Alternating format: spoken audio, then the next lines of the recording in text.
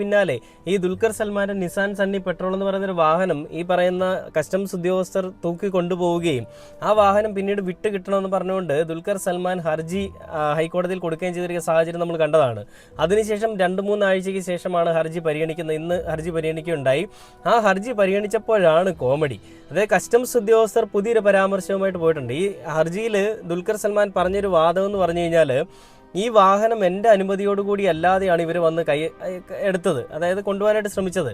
അങ്ങനെ എടുക്കുമ്പോൾ ഞാൻ കൃത്യമായിട്ടുള്ള രേഖകൾ കൊടുക്കാമെന്ന് പറഞ്ഞിട്ട് കൂടിയും ഈ ഉദ്യോഗസ്ഥർ, അതായത് വന്നിട്ടുള്ള കസ്റ്റംസ് ഉദ്യോഗസ്ഥർ എൻ്റെ കയ്യിൽ ഇരിക്കുന്ന രേഖകളൊന്നും എടുത്ത് നോക്കാനോ അത് എന്താണെന്ന് മനസ്സിലാക്കാനോ ശ്രമിക്കുകയുണ്ടായില്ല. ഇത് എന്നെയും എൻ്റെ കുടുംബത്തിനെയും എനിക്കുള്ള ഒരു സമൂഹത്തിലുള്ള ഇമേജും തകർക്കാൻ വേണ്ടിയിട്ട് ചില ആളുകളുടെ പോരാട്ട നാടകങ്ങൾ, അല്ലെങ്കിൽ ചില ആളുകൾ അതിന് പിന്നാലെ കളിക്കുന്നതിൻ്റെ ഫലമായിട്ട് എന്നെ കൊടുക്കാൻ ശ്രമിച്ചാണെന്ന് ദുൽഖർ സൽമാൻ പറയുകയുണ്ടായി.